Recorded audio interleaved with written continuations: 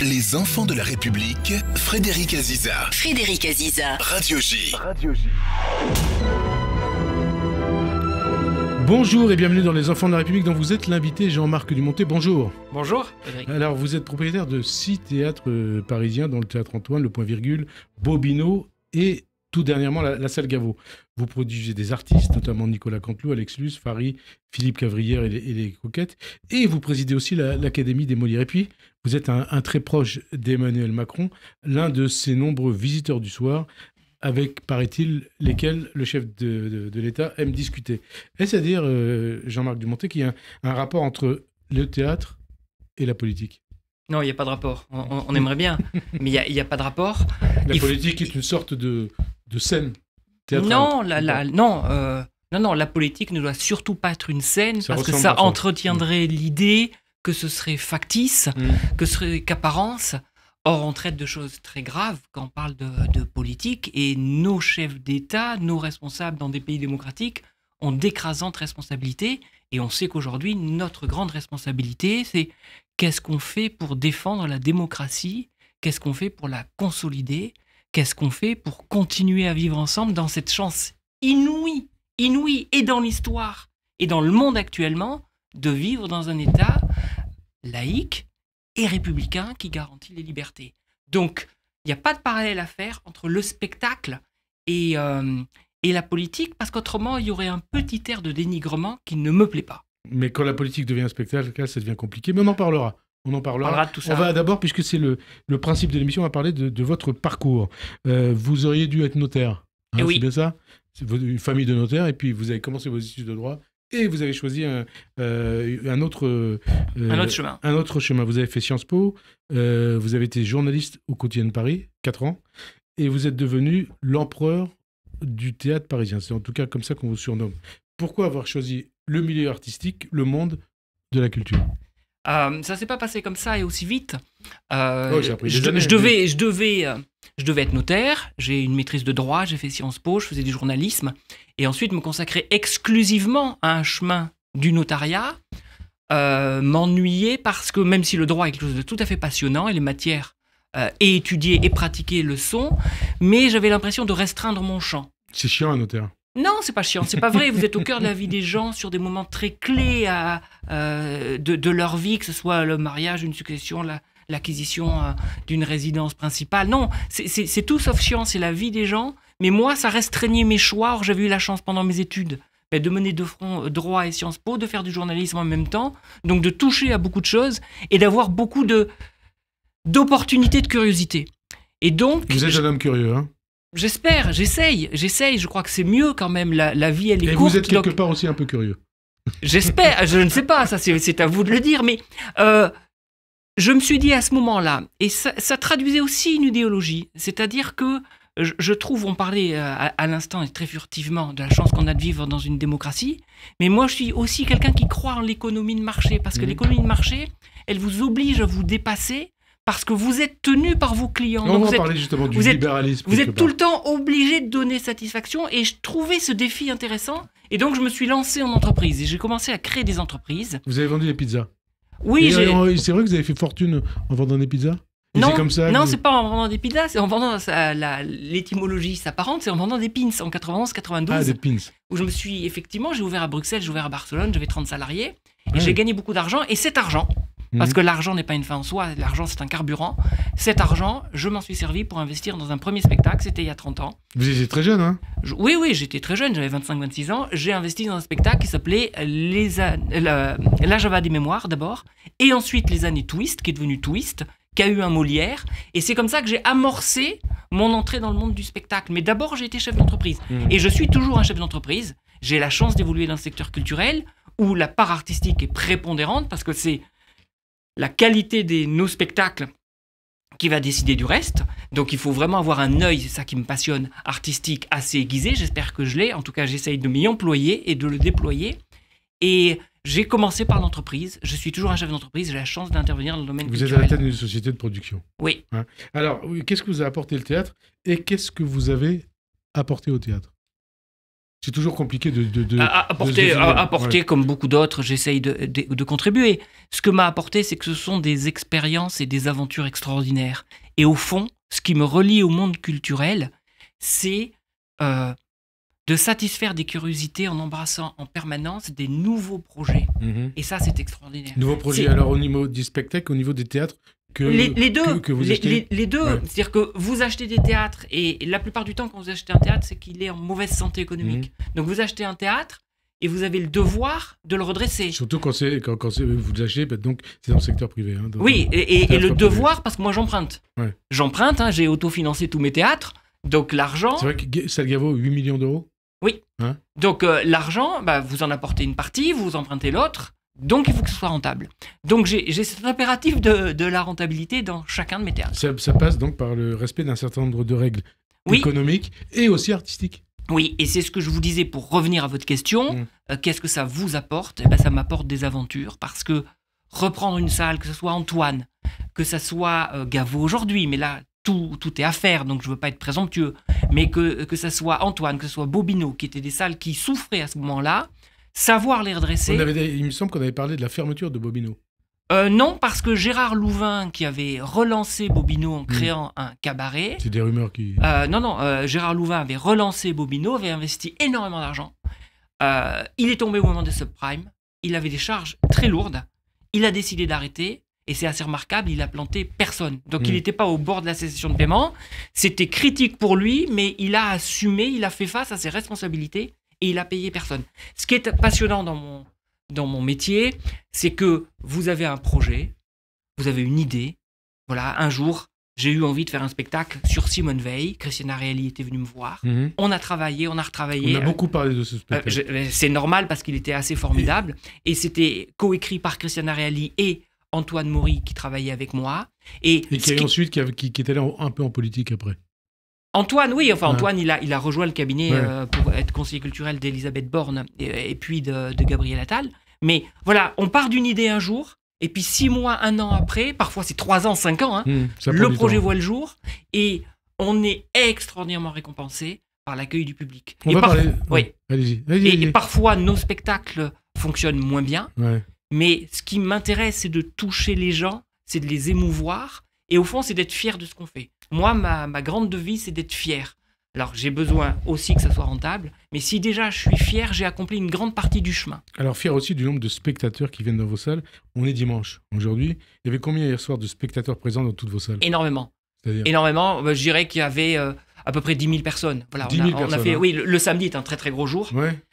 Donc on fait beaucoup de monde et on a la chance en plus d'avoir des spectacles très porteurs en ce moment. Black Legends par exemple à Bobino qui est un spectacle très chouette. Peter Pan qu'on a depuis 10 ans à Bobino, le Cercle des Poètes Disparus. Enfin, on a beaucoup au Théâtre Libre, Inconnu à cette adresse. On a beaucoup de spectacles qui fonctionnent relativement bien.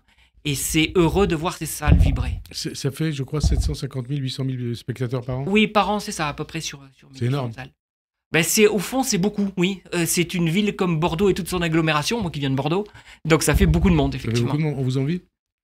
Je crois pas, j'en sais rien. C'est pas mon sujet. Mon sujet, c'est d'essayer de faire les choses bien. Et de faire les choses bien, est-ce que votre but, c'est d'aligner les chiffres, de remplir des salles ou de faire des projets, de concevoir des projets ? J'ai des salles pour faire des projets. Ouais. Vraiment, ça faut pas se tromper de priorité. J'ai acheté des salles parce qu'elles me permettaient de faire des projets. Parce que quand j'ai démarré avec Canteloup, j'avais pas de salle.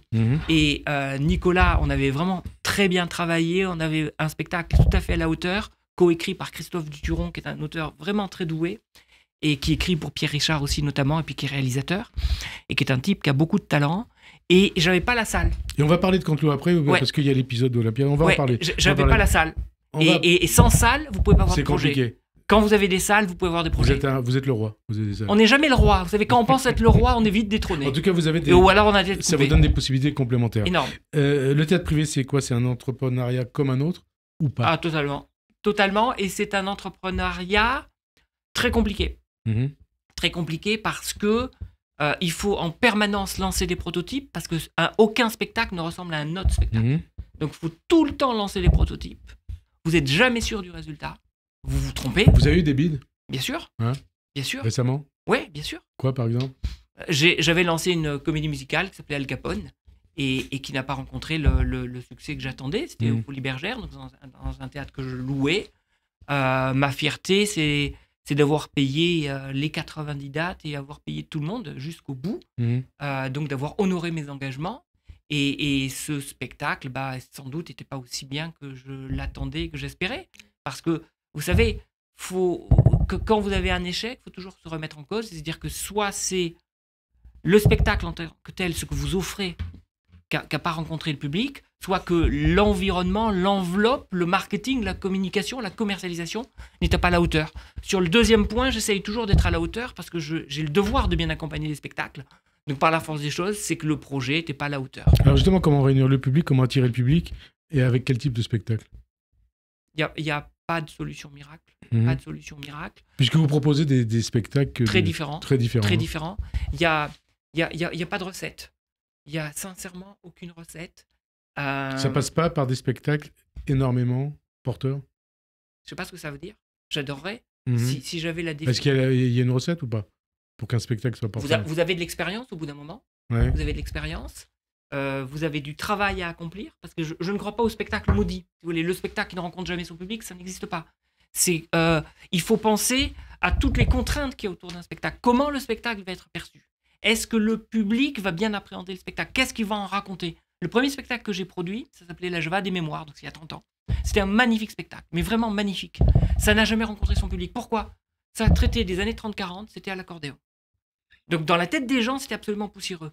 Tous les 100% des gens qui venaient étaient dithyrambiques à me dire « Mais c'est extraordinaire. » Il y avait peu de monde, c'est ça? Il y avait peu de monde. Et les critiques?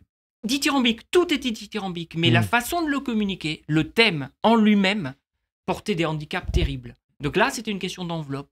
Voilà. Mais ça, vous ne pouvez pas le savoir avant parce que vous êtes happé par la qualité du spectacle. Question d'enveloppe, est-ce que derrière ça, il y a une idéologie libérale? Est-ce que vous êtes libéral? Bien sûr, je suis libéral. Assumé. Totalement, parce que je trouve que c'est extrêmement sain. Et c'est quoi est-ce que le libéralisme économique, il rejoint le libéralisme culturel? Pour moi, obligatoirement. Il Ouais. faut être cohérent. Faut croire. Je crois et je suis extrêmement impressionné par les extraordinaires qualités que l'homme peut déployer. Il peut avoir des défauts aussi monstrueux, mais les extraordinaires qualités, l'ingéniosité humaine absolue. Et donc, le libéralisme permet d'utiliser cette ingéniosité qui est tout le temps en marche. Et c'est vrai que ça crée des disruptions, ça crée des difficultés, ça crée de la destruction créatrice, comme dirait Schumpeter. Mais donc, je crois vraiment en ça. Et je crois vraiment qu'il faut utiliser toutes les ressources humaines et que là, elles sont exploitées au mieux possible, exploitées dans le bon sens du terme. Elles sont le mieux utilisées, les ressources sont le mieux utilisées possible. Et d'un autre côté, si je crois en l'homme, je crois en sa liberté. Et effectivement, j'affiche un vrai libéralisme. Alors justement, c'est quoi le libéralisme en matière de théâtre, en matière culturelle? C'est quoi? Nous, on a la chance dans le théâtre. Enfin, on a 2 théâtres en France. Un théâtre public qui fournit de très grands et bons spectacles, qui sont souvent des paris subventionné. Et qui est subventionné, qui sont souvent des paris très audacieux et qui le fait merveilleusement bien. Si vous voyez la programmation et les spectacles de la Comédie Française, vraiment, on est à un niveau de qualité exceptionnel.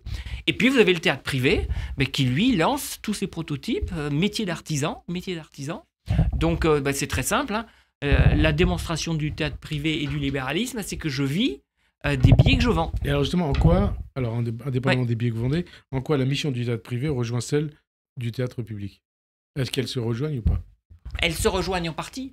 Le théâtre public, et c'est logique et naturel, vise à entretenir la création. Vise à entretenir la création et faire des paris sur la création qui ne seraient pas forcément faits parce qu'on sait que dans le privé, on va être peut-être un peu plus formaté parce qu'on va chercher des choses plus commerciales. Dans le théâtre public, en revanche, la prime est donnée à la création avec des metteurs en scène avant-gardistes. Ils le sont un instant. Quelques années plus tard, ils ont juste montré là aussi une voie et ce sera au fond établi comme une norme. Mais le théâtre public va plus investir sur la création pure, avant-gardiste, qui peut déranger, qui peut surprendre, qui peut choquer. Et nous, on va plus rechercher des spectacles qui rencontreraient le public. Mais c'est extrêmement compliqué. Et je pense en plus, si vous voulez, que Il faut toujours penser à une chose, c'est que nous, on doit être aussi avant-gardiste. C'est-à-dire que si vous vous contentez de suivre le public, si vous ne le surprenez jamais, le public, au bout d'un moment, C'est il comme se en lasse. politique. Hein. Mais c'est comme tout. Ouais. On a tous envie... Ou les écrivains, pareil. Mais on a tous envie de vibrations et d'émotions nouvelles. Voilà. Donc c'est pareil dans le théâtre privé. Donc si on est trop conformiste et si on est en attente et on fond de cours à attendre les attentes du public, ça ne peut pas marcher. On doit aussi imaginer des choses. Et ensuite, dans nos missions communes, c'est simplement... Je crois qu'on apporte un peu plus d'âme et de civilisation aux gens. Voilà. Je crois qu'on leur apporte de la cohésion parce qu'on partage des choses ensemble dans une même salle de théâtre ou dans une salle de concert. Donc c'est des moments de vie ensemble forts. Il n'y en a pas tant que ça. Au fond, il n'y en a pas tant que ça. Et c'est des moments de vie forts. Et puis, par les thèmes qu'on peut aborder, par les émotions qu'on peut susciter, on peut essayer aussi... Faut pas s'arroger non plus des prérogatives incroyables, mais je crois qu'on peut apporter des suppléments d'âme et participer un peu à notre élévation. Je crois que ça sert à ça. Du bonheur, la possibilité de réfléchir. Bien sûr, du bonheur, de la possibilité de réfléchir. Vous savez, l'année dernière, j'ai un spectacle dont j'étais extrêmement fier, qui s'appelait Interruption, sur l'interruption volontaire de grossesse. C'était des témoignages de femmes. Et ça m'apprend quoi, ce spectacle? Ça m'apprend que c'est un sujet très tabou, que personne n'en parle, et encore moins les hommes. Et encore moins les hommes, parce qu'on n'y est pas confronté. On peut y être confronté, mais indirectement. Donc, ces témoignages de femmes, elles nous montraient plein de visages différents. Plein de visages. Pour certaines, c'était banal. Pour d'autres, ça avait été à 16 ou 17 ans un drame absolu, un drame familial, un drame personnel. Pour des femmes un peu plus âgées qui se disent « Tiens, c'est le dernier moment d'avoir un enfant » et puis qui choisissent malgré tout de recourir à l'avortement, c'est un choix, c'est une liberté. Et toutes ces femmes... Donc, pourquoi cette pièce? Pourquoi cette pièce? Parce que c'était une ode à la liberté des femmes et que je pense qu'à travers tous ces témoignages, à la fois ça a banalisé cet acte médical et en même temps, ça magnifiait le pouvoir des femmes et ça montrait à quel point les femmes avaient pris le pouvoir et que c'était nécessaire. Et ça, c'était un très beau spectacle et je pense que beaucoup de regards d'hommes ont changé sur cette question et beaucoup de femmes étaient contentes de partager, ce qui pour certaines a été un traumatisme. Quand on vous entend parler, on comprend que vous êtes un humaniste. Je sais pas, je veux pas m'arroger des... Mais la question, c'est la suivante. Vous avez fait Sciences Po, oui. Pourquoi ne pas avoir mis votre talent au service du théâtre public? Parce que c'est des questions de parcours, parce que moi j'ai commencé vraiment ma carrière dans le monde de l'entreprise. Et donc ensuite c'était une logique, et que voilà, j'étais dans une logique entrepreneuriale, et à partir de là, c'était plus naturel pour moi de poursuivre dans le théâtre privé. Voilà. Mais c'était pas du tout contre le théâtre public. Moi, j'ai la chance d'être à la tête des Molières depuis 10 ans. On va en parler, oui. Et justement, de m'obliger... 2013, la première année des Molières. 2014 pour 2014, moi, mais effectivement, j'ai été élu fin 2013. Mais j'ai la chance d'être obligé, mais c'est tout sauf une contrainte, de regarder davantage, d'envisager, d'apprécier, d'ouvrir mon regard sur le théâtre public. Donc, c'est pas du tout chez moi une défiance, c'est un chemin naturel. J'étais un entrepreneur privé, je suis resté un entrepreneur Alors, un chemin naturel, si théâtre à Paris, oui. La salle Gaveau, c'est le dernier. Oui. Pourquoi avoir acheté la salle Gaveau? Quel objectif? Et qu'est-ce que vous voulez en faire? La salle Gaveau du Montet, ça sera quoi? Alors d'abord, c'est un lieu magnifique. Ouais. Pourquoi? C'est un lieu magnifique et c'est une façon d'appréhender, et comme je vous disais... Qui a été aussi un lieu politique. Oui, mais par accident. Par accident, mais oui, c'est vrai sûr. que la politique était très prégnante. Quand Sarkozy, évidemment, au lendemain de le soir, de sa victoire, parle depuis Gaveau, ça a une résonance. Maintenant, Même Chirac, d'ailleurs, il me semble. Alors, j'ai pas souvenir, je n'en sais rien, mais peut-être. C'était près du siège des Républicains. Enfin bref, ça s'appelait pas les Républicains à l'époque, mais vous voyez, comme une soirée, tout à coup, asphyxie tout et écrase tout. Gaveau, c'est pas ça. Gaveau, c'est une manufacture de piano à la base. C'était une salle de... C'était une salle de présentation. De présentation de piano. De présentation de piano, et puis de concert, puisqu'il y a une magnifique salle qui fait 1000 places. C'est un lieu à l'acoustique exceptionnel. Alors justement, qu'est-ce que vous allez toucher? Je vais vous répondre simplement et vous surprendre. À l'instant, je ne sais pas. Ah oui? Pourquoi je ne sais pas? Parce que quand vous rentrez dans une nouvelle salle, vous devez la humer, vous devez la sentir, vous devez l'appréhender. Et aujourd'hui, ce chemin, je ne l'ai pas accompli. Je viens d'arriver. Ce qui est sûr, c'est que je veux redonner de la lisibilité à Gaveau. C'est-à-dire qu'aujourd'hui, On ne sait pas trop ce qui s'y passe. On ne sait pas trop ce qui s'y passe. Vous voyez, vous me parlez de politique. Il y avait des conférences. Non, j'ai parlé de politique parce qu'on connaît votre proximité avec Emmanuel Macron. Oui, bien sûr, mais c'est un clin d'œil. Mais pour beaucoup de gens, c'est une salle. Non, mais Gaveau, c'est le nom aussi des pianos Gaveau, quoi. Voilà. Pour beaucoup de gens, c'est une salle qui a effectivement perdu un peu son vernis, sa caution artistique. Alors, elle doit être essentielle, elle doit être la base du projet. Donc, trouver des grands rendez-vous, ça c'est sûr, dans le classique, très lisible. Trouver des grands rendez-vous pour renouveler la musique classique et toucher de nouveaux publics. On est tous donc entre la salle Pleyel, le théâtre de... Oui, bien sûr, on a la chance que Pleyel n'existe plus, donc ça crée un appel d'air. Pleyel n'existe plus en lieu de musique classique. Il y a le théâtre de la Champs-Élysées qui a une magnifique programmation, c'est une salle de 2000 places. Il y a la Philharmonie, il y a la Philharmonie, mais qui est loin. Donc on a une place au cœur de Paris, au cœur de l'Ouest parisien à prendre. Donc à moi de rendre lisible la salle Gaveau parce qu'elle va proposer, par des rendez-vous originaux, par sans doute des propositions transversales, et puis l'ouvrir à plein de nouvelles disciplines. Lesquelles, je n'en sais rien. À partir de quand ? Dans un an. Là, j'hérite d'une programmation. En ce moment, je prends contact avec beaucoup d'artistes. Je fais beaucoup visiter Gaveau. J'ai la chance que tous sont impressionnés par la salle, et ébahis, et bobis, et admiratifs de ce joyau. Donc ça, c'est un capital très positif que j'espère bien exploiter. Une magnifique scène aussi. Hein. Non, mais tout est magnifique là-bas.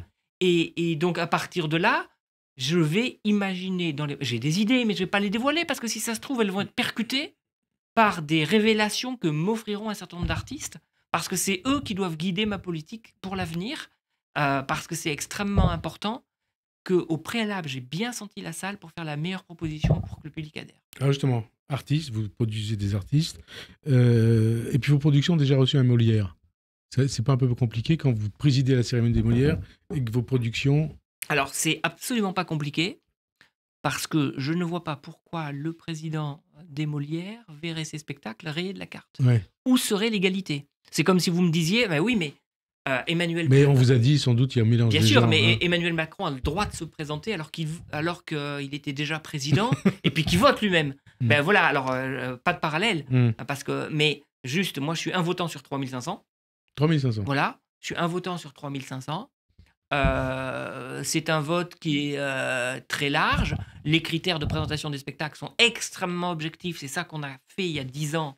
C'est vraiment mettre une grande clarté, parce qu'il y a toujours une suspicion. Vous savez, sur toutes ces cérémonies, il y a toujours une suspicion de est-ce que c'est pas arrangé ? Est-ce que c'est pas du quant à soi ? Donc ça, il fallait qu'on soit... Et encore plus du côté des Césars, mais on va en parler. Oui, mais il fallait qu'on soit irréprochable, si vous voulez. Donc notre règlement, il est sur notre site internet. La façon de présenter un spectacle est très claire. Ça répond à des critères extrêmement objectifs. Extrêmement objectifs. Il n'y a aucun passe-droit. Je suis dogmatique sur le respect des règles, mais vraiment dogmatique. Parce que, par exemple, on rentre dans la cuisine, mais c'est intéressant. Les spectacles doivent être présentés 30 fois dans le théâtre public pour pouvoir concourir. Quelques jours avant la clôture du catalogue, j'ai plein d'appels de gens qui me disaient « Oh, mais on n'a que 28 dates !» Mais non. Je suis désolé, non. Pareil pour les votants. Pour les votants, les gens doivent être en activité théâtrale. Quand vous dites théâtre public ou privé ? Non, le privé, c'est 60 dates. Le public, c'est 30 dates, parce que ça joue moins longues séries dans le public. Donc, mais j'ai des gens du privé qui vont me dire, voilà, j'en ai 57. Ben c'est non. C'est non, parce que je suis garant de ça. Ça tient à ça, le succès de cette cérémonie, ou pas ? Ou il y a autre chose ? Ça tient à plein de choses. Ça tient qu'on est heureux d'être tous ensemble, vraiment. C'est une famille, le théâtre, une famille du théâtre ? Je sais pas, c'est une famille, parce que vous savez, tous les métiers sont des... Est-ce qu'il y a une famille de la radio ? Est-ce qu'il y a une famille de la radio ? Non. Ben voilà, dans le théâtre, il y a des disputes, il y a des jalousies, il y a des concurrences, et puis il y a aussi des gens qui sont sympathiques, aimables, et qui sont heureux. Et d'autres qui ne le sont pas. Hein. Mais oui, mais il y a des gens qui sont heureux de se retrouver. Et en tout cas, la cérémonie des Molières, ce sont vraiment des gens qui sont heureux de se retrouver, de fêter le théâtre. On n'a pas tant l'occasion que ça. Alors, c'est quoi la différence, justement, entre la cérémonie des Molières, celle des Césars, entre le monde du théâtre et le monde du cinéma, même s'il y a des liens, des passerelles entre les deux? Je pense que Est-ce que le théâtre, le monde du théâtre, c'est de l'aristocratie? Non, ça c'est très prétentieux. Je pense non. Je pense que le théâtre est un métier extrêmement laborieux, extrêmement difficile, et c'est une grande école de l'humilité. Voilà. Quand vous êtes sur les planches tous les soirs, que vous avez un succès ou parfois un échec. Vous savez, c'est difficile de jouer face à votre public, et de rencontrer un échec. Et ça arrive dans la vie des comédiens. Au cinéma, il n'y a pas d'échec. Ils On tournent, fait des ils tournent, prises. ils font la... Non, mais ils tournent. Ensuite, si le film ne marche pas, ils ne le subissent pas, si vous voulez. Ils sont tristes, évidemment, ils sont malheureux parce qu'ils C'est sont plus le impliqués. producteur qui Mais subit. c'est le producteur qui le subit. Eux, ils n'ont pas à le subir. Ouais. Quand un artiste joue au théâtre et que c'est difficile, c'est difficile parce que soit c'est en période d'investissement et d'amorçage, le public n'est pas encore là, soit que la pièce ne prend pas, c'est une école de l'humilité. Et je crois que c'est ça qui qui fondamentalement est différent entre le théâtre et le cinéma, c'est que nous sommes une école de l'humilité et pour arriver tout en haut, il faut beaucoup suer au théâtre. Et vous avez l'impression d'être arrivé tout en haut? Ah non, on n'arrive jamais. Jamais. Moi, je pense qu'on n'arrive jamais. Quand on pense qu'on est arrivé, on est foutu. 10 ans à la tête des Molières, 10 ans. Ouais. 10 ans. Et qu'est-ce qui s'est passé pendant ces 10 ans? 8 ministres de la Culture. Ouais. Est-ce que c'est pas ça le problème de la France? Il n'y a pas de continuité à la tête du ministère de la Culture? C'est évident qu'en matière... Quel que soit le... Enfin, avec Ouais, bien sûr. Non, mais, le changement de président. et en plus, il y a eu plein de gens de qualité qui se sont succédés. Pas forcément tous, mais il y en a eu plein qui se sont succédés. Mais quand, dans la tête de tous vos interlocuteurs, vous êtes là pour 1 an et demi ou 2 ans, votre place, elle peut être que marginale. Place, elle peut être que marginale. Et je pense... Qu'est-ce qui fait alors? Mais c'est un sujet beaucoup plus long et beaucoup plus intéressant que la culture. Ouais. Je pense qu'il y a aujourd'hui une impuissance publique. Une impuissance publique qui se traduit notamment par ça. Et cette impuissance publique, on la vit aujourd'hui avec un gouvernement qui est extrêmement fragile, précaire et qui est lié à... Qui va peut-être tomber dans 3 semaines. Qui peut tomber parce que lié à des soubresauts, à un agenda politique du Rassemblement national qui veut tout sauf le pouvoir. Ils ne veulent surtout pas le pouvoir, le Rassemblement national. Manque de chance, cette brave Madame Le Pen qui a piqué dans la caisse et qui est intransigeante sur la justice, qui doit être plus ferme, plus catégorique, plus sévère. Quand ça la touche, évidemment, c'est un procès politique, alors qu'elle a vraiment piqué dans la caisse. Donc Madame Le Pen, qui voulait surtout pas le pouvoir, on a vu leur impréparation quand même au mois de juin, c'était une débandade absolue entre les deux tours. Madame Le Pen veut surtout pas le pouvoir, mais là, elle a besoin d'un contre-feu. Et au nom de ce contre-feu, elle est prête à faire tomber un gouvernement. Tout ça pour dire qu'il y a effectivement... Vous voyez, je ne vous ai pas parlé de politique, c'est vous qui en Non, parlez. mais oui, parce que... Mais c'était prévu, c'était prévu. C'est le moment, mais Ouais. il y a une précarité politique, Ouais. avec une classe politique qui est en voie de paupérisation parce qu'elle intéresse de moins en moins les gens et qui est un phénomène de dégagisme. Parce qu'on les respecte de moins en moins. Hein, Oui, c'est- bien sûr, il y a un phénomène de dégagisme profond Ouais. et on cherche des boucs émissaires. Et donc, le mouvement anti-système qui malheureusement sévit outre-Atlantique, il sévit dans tout le monde occidental. Et donc, il y a 8 ministres qui traduisent autant d'impuissance et c'est cette impuissance qui nourrit aussi cette Et alors, il y a insatisfaction eu des des gens. ministres plus ou moins impuissants. On parlera de politique après. Hein. Rachida Dati, ministre actuel, est-ce qu'elle incarne la culture? Est-ce que c'est la personne qu'il fallait à la tête du ministère de la Culture? C'est une... Alors, très spontanément, Rachida Dati, ça a été une surprise pour tout le monde. Faut pas Pour se- vous? Pour tout le monde. Donc j'en fais partie, Ouais. évidemment. Mais vous considérez que c'était pas un bon choix? Je ne sais pas si c'est un bon choix ou un mauvais choix, je vais vous expliquer pourquoi. Ouais. C'est une surprise. On ne l'attendait absolument pas. Vous auriez préféré qui? Moi, je Quelqu'un comme Orsena, par exemple, un Non. grand intellectuel? bien sûr, mais Hein bon, Éric Orsena, il n'a pas du tout envie de ça. C'est dommage. Mais il y avait une très bonne ministre qui était extrêmement appréciée et qui s'était vraiment battue, Abdul qui était Malak. Rima Abdul Malak, pendant le Covid. Moi, je l'ai vu agir et j'étais un peu à ses côtés au moment où il fallait sauvegarder l'intermittence, qui est une chance, mais insensée qu'on a dans ce pays. On a une chance insensée de voir ce système qui vraiment Mais ils ne le nourrit... reconnaissent pas, c'est les artistes. Hein. Non, C'est et bien juste sûr, mais ça nourrit, si vous voulez, ça C'est nourrit unique, tout le hein, terreau. c'est unique. Hein. Oui, ça La nourrit France tout, est unique. tout le terreau culturel. Donc on a beaucoup de chance dans ce pays. Rachida Dati, elle a un avantage, mais qui est énorme, c'est qu'elle a du poids politique.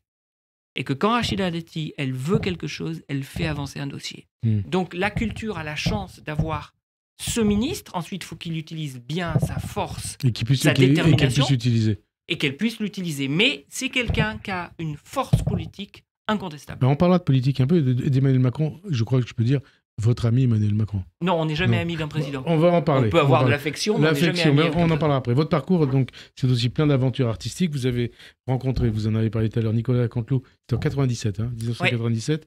Laurent Gérard, à l'époque, c'était le seul humoriste, c'était le chef des humoristes. Il est au firmament en ce Au moment. firmament, c'est ça.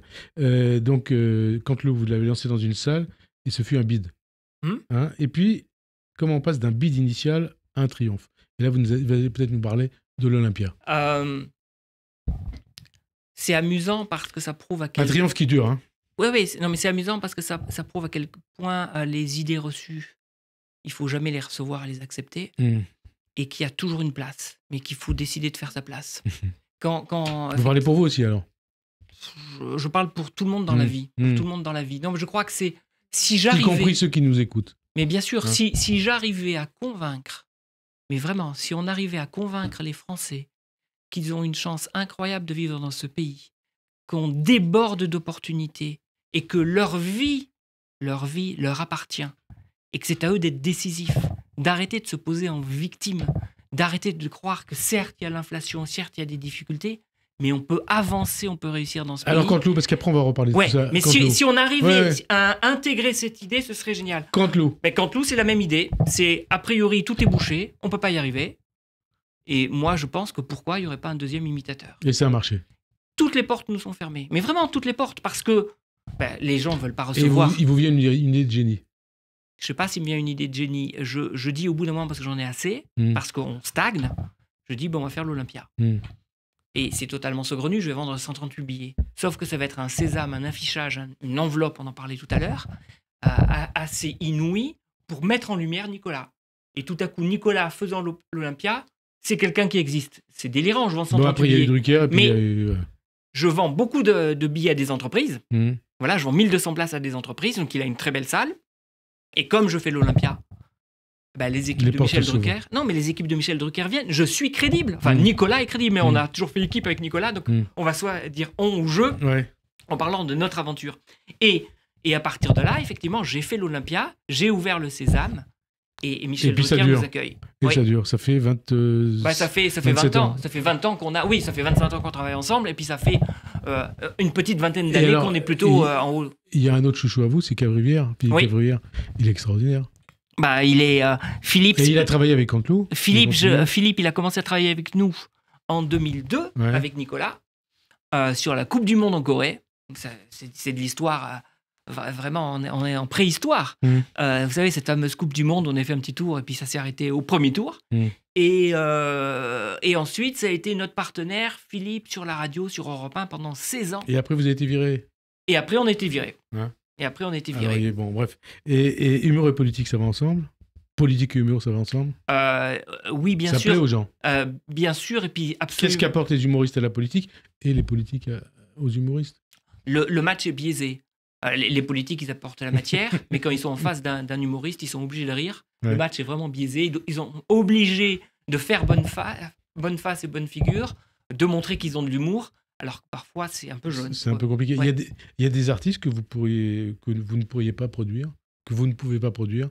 Peut-être à l'extrême gauche, à l'extrême droite. Les extrêmes, c'est pas votre truc? Ah oui, bien évidemment. Et puis, il y a des messages que vous n'avez pas envie de produire. Ah non, mais c'est sûr. Et puis, vous savez, moi, j'ai pas vocation à produire tout le monde, loin de là. Moi, je préfère être très soucieux. Et puis vous avez déjà beaucoup de boulot comme ça. Oui, mais c'est pas une question de travail. Il faut être soucieux de ses choix. Et il faut surtout, quand vous vous battez pour un artiste, être parfaitement convaincu de ses qualités et donc avoir envie vraiment de tout donner pour lui. Donc ça passe par une adhésion, pas une adhésion idéologique, mais une adhésion à la personne, aux discours, aux valeurs qui sont véhiculées, bien sûr. Tiens, bientôt Robert Charlebois, c'est le 9 décembre. Il sera à Bobino, dans le théâtre Bobino. C'est important de continuer à faire monter sur scène des monuments du showbiz des années 60, 70. C'est surtout un plaisir. Il n'y a pas de... il n'y a pas beaucoup de monuments comme ça du showbiz mondial. On a Michel Fugain aussi qui vient à Bobino. Je crois que quand on a la chance... D'ailleurs, Charlebois et Fugain seront les invités des 2 prochaines émissions. Voilà. Donc, excellent choix de votre part aussi. Excellent choix pour Bobino, excellent choix. Non, mais je crois que quand on a la chance d'avoir ces artistes-là, c'est tout sauf un devoir. C'est du plaisir, c'est de la joie. C'est des gens qui nous ont illuminés et qui continuent de nous illuminer. Donc, il faut toujours profiter de ces bons moments. L'existence est pleine de bons moments. Et de ces parcours. Mais il faut les saisir. Il faut les saisir et en jouir. Au passage, ça n'a rien à voir. Qu'est-ce que vous inspire la condamnation de Pierre Palmade?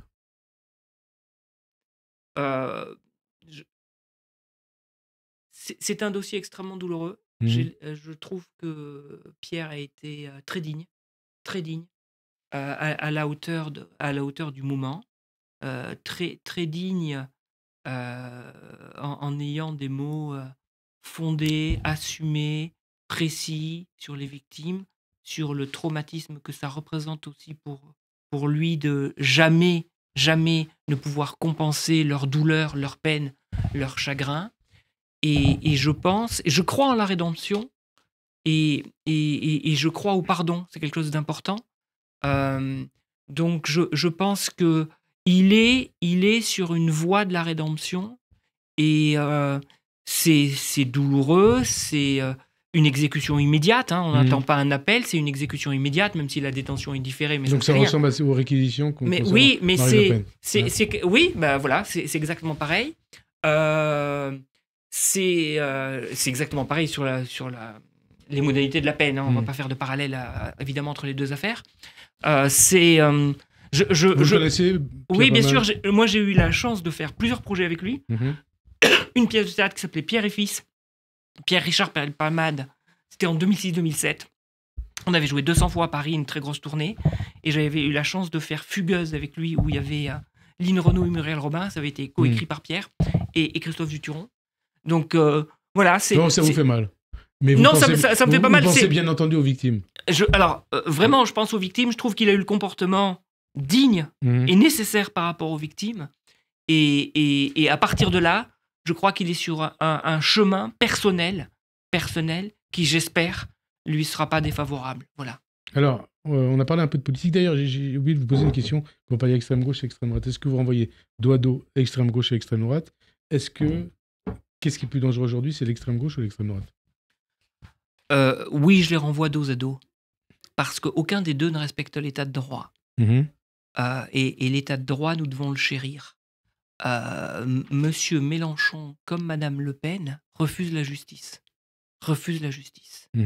Or, moi, je crois que dans un état de droit, tout le monde doit répondre de ses actes et que ça doit être pour tout citoyen français, la même exposition à la justice. Et qu'est-ce qui vous fait le plus peur? Qu'est-ce que vous redoutez le plus? La mélenchonisation des esprits ou la lepénisation des esprits? Je vais vous surprendre, mais Mélenchon, avec une campagne extrêmement outrancière, a fait aux européennes 9%. Aux législatives, il n'a pas un député de plus par rapport à il y a 2 ans. Madame Le Pen, elle est aux portes du pouvoir. Madame Le Pen, on sait, malgré ses efforts de dédiabolisation, que Madame Le Pen porte en son sein un certain nombre de personnes qui sont extrêmement inquiétantes. Et M. Bardella parle des brebis galeuses, mais c'est faux. Ce ne sont pas des brebis galeuses. C'est une essence évidente du Rassemblement national et du Front national d'avoir en son sein ces fameuses brebis galeuses. Vous n'en avez pas au Parti socialiste. Vous n'en avez pas en Marche. Vous n'avez pas, parmi les Républicains, des gens qui sont antisémites, pro-syriens, pro-Poutine. Vous n'avez pas ça. Vous n'avez pas ça. Alors, vous l'avez au Front national. Vous l'avez au Front national. Donc, mon inquiétude, je trouve le comportement de tout LFI abject, mais ils sont à 9%. Peut-être un peu plus. Mais aux élections, ils étaient à 9%. À la présidentielle, plus de 20%. En revanche, celle qui était au 2e tour, les 2 fois, et Macron a été le barrage. Qui sera le barrage? Je n'en sais rien. Mais celle qui est aux portes du pouvoir, et dont le parti a fait 34% aux européennes, et qui était au bord, s'ils n'avaient pas fait une campagne lamentable entre les 2 tours, révélant vraiment qui ils sont, celle qui est aux portes du pouvoir, c'est Madame Le Pen. Donc le danger, c'est Madame Le Pen. Alors, vous parlez d'Emmanuel Macron. Vous l'avez conseillé pour ses prises de parole. On nous dit ça, c'est vrai? Qu'est-ce que vous lui avez appris? Et est-ce que vous avez écouté? Alors, ceux qui pensent qu'ils apprennent des choses à Emmanuel Macron ne connaissent pas Emmanuel Macron. Donc si on vous dit ça... Rien apprendre? Non, c'est pas du tout ça. C'est quelqu'un... Mais c'est un génie. Non. Alors, c'est quelqu'un qui est extrêmement ouvert. Il peut vraiment... Il écoute vraiment. C'est quelqu'un que vous pouvez beaucoup contredire, énormément contredire. Il accepte tout à fait. Ensuite, il a une grande expression. Il fait son miel. Et c'est le propre d'un patron. Un patron, il décide. Donc, à partir de là, vous dites des choses, il les écoute. En tout cas, il a la courtoisie de les écouter, mais il les écoute. Et ensuite, il souhaite et il fait ce qu'il souhaite. Et comment vous expliquez cette haine anti-Macron? Parce qu'on la sent, cette haine anti-Macron. Vous savez, c'est la haine qu'il y avait à l'égard de tous les politiques depuis malheureusement 15 ans. Vous le voyez avec... Vous connaissez ça d'ailleurs, parce que j'ai oublié de le dire. Vous avez travaillé avec Jacques Chaban-Delmas en 88 ou 89 à la mairie de Bordeaux. Oui, il y a très longtemps. Mais un grand résistant. Oui, un des quatre généraux au titre de la résistance, avec Pierre-Guillaume Bénouville, Chevance et il me manque le quatrième. Comment expliquer cette haine de Macron ? Au bout de 3 mois, victime du bling-bling, Sarko était complètement discrédité. Au bout de 3 jours, François Hollande, qui avait pris et la pluie et la foudre en allant en Allemagne, était raillé et moqué. Et Macron ? Et Macron, comme Anne Hidalgo à Paris, cristallise de façon totalement irrationnelle des haines exacerbées. Irrationnel ou injuste ? Irrationnel. Injuste, si vous voulez, c'est injuste, c'est un jugement de valeur. Vous dites parce que voilà, en tant que proche ou pas de Macron, je dirais c'est injuste parce que ce type est extraordinaire, donc c'est injuste si on le critique. Non, c'est pas ça mon propos. Mon propos, c'est qu'il y a une crispation qui est irrationnelle. Voilà, quand et c'est pareil pour Madame Hidalgo, à qui moi je ne suis pas forcément un électeur de Madame Hidalgo, mais surtout pas, mais on l'accable absolument de tous les fléaux de la terre. Et alors, ce n'est pas logique, Emmanuel Macron, quel conseil vous pourriez lui donner pour qu'il soit de nouveau en phase avec les Français ? Parce qu'il a été en phase, il a été élu même 2 fois à l'Élysée. C'est très compliqué. Je crois qu'il faut pas que les Français aient l'impression qu'il les a abandonnés. Non pas que les Français auraient besoin qu'on les tienne par la main, mais qu'ils désertent totalement le champ national. Voilà. Là, ils étaient allés trop longtemps à l'étranger, par exemple. C'est pas ça, c'est que c'est très compliqué. À la fois, on dit, bon, écoutez, faut que je prenne un peu de recul. Il faut qu'il prenne du recul. Et à la fois, on va lui dire, ben alors, que fait ce président ? Vous continuez à le voir ? Ça regarde personne. Vous lui dites quoi ? Ça regarde personne. Non, mais c'est une question que je vous pose. Oui, mais si vous échangez avec quelqu'un, c'est pas forcément pour révéler ce que vous lui dites. Alors, on passe à un autre sujet. Il y a un an, juste après le 7 octobre, le pogrom du 7 octobre, vous avez déploré le manque d'engagement des artistes en faveur d'Israël. Un an après, ou 13-14 mois après, vous en êtes où ? Je peux faire le même constat. Ouais. Sauf qu'Israël ne nous aide pas forcément. Netanyahou ne nous aide pas forcément.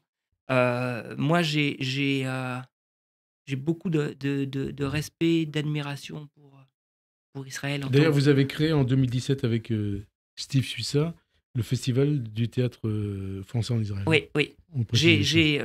Ce pays est un miracle. Ce pays démocratique, entouré de beaucoup d'ennemis, pas que des ennemis, parce qu'aujourd'hui... que ce soit l'Égypte ou la Syrie qui est empêchée, ne sont pas forcément des ennemis, mais c'est un pays qui, malgré tout, est entouré d'un certain nombre de pays qui ont élevé leurs enfants dans la haine d'Israël et qui ne voulaient qu'une chose, l'éradication. Et on le voit d'ailleurs, on a quelques représentants élus en France aussi qui veulent l'éradication. Voilà, qui ne savent pas trop où placer le Jourdain, mais qui veulent l'éradication. Mais vous pensez à LFI, on est d'accord, Oui, ça m'apparaît assez clair comme propos. Donc, ce pays démocratique qui est un miracle et qui devrait être un phare, suscite d'emblée toute ma sympathie. Ensuite, sa politique et ses dirigeants, beaucoup moins. Et malheureusement... Vous êtes comme les Israéliens. Ouais, je suis comme les Israéliens, sauf que les Israéliens, à juste titre, se sentent assiégés. Et les Israéliens, ils jouent leur peau, si vous voulez. Donc, ils sont certainement très critiques, et on le voit, il y a eu des manifestations, des prises de parole, beaucoup. Mais eux, ils se sentent assiégés, et c'est vrai, et ils n'ont pas vécu ce traumatisme. Moi, je suis de l'extérieur, je peux brandir ma sympathie pour ce miracle, mon soutien, parce qu'on a quand même en face... Et je sens avoir des interrogations. C'est normal. Alors, avec depuis un an, une montée exponentielle de l'antisémitisme portée, vous y avez fait allusion, par la gauche de la gauche, par LFI, Jean-Luc Mélenchon. Qu'est-ce que ça vous inspire ? De la tristesse. Ouais. De la tristesse, du dégoût. Tristesse et dégoût de quoi, de qui ? Tristesse générale du constat. Tristesse parce qu'on n'apprend rien du passé. Tristesse parce que... La France d'aujourd'hui ressemble à celle et l'Europe à celle des années 30 ? Pas aujourd'hui. Non, pas aujourd'hui. Pas aujourd'hui parce qu'il y avait à l'époque, malgré tout, et vous aviez des courants de pensée là d'extrême droite, l'Action française, Maurras, etc. Et puis la droite catholique et bourgeoise qui avait été élevée dans l'idée du déicide. Donc à partir de là, il y avait un antisémitisme très très fort, mais très fort et très puissant, très ancré. C'est plus le cas aujourd'hui. Il n'y a plus ça. Aujourd'hui, c'est pour ça qu'il y a du dégoût, c'est qu'il y a une exploitation basse et vile de mauvais sentiments De la part de LFI. Vous voulez beaucoup que je le dise? Non, mais je veux préciser les choses. Bien sûr. Je comprends pas tout. Hein, de la part de LFI. Voilà, il y a une exploitation basse et vile de ça.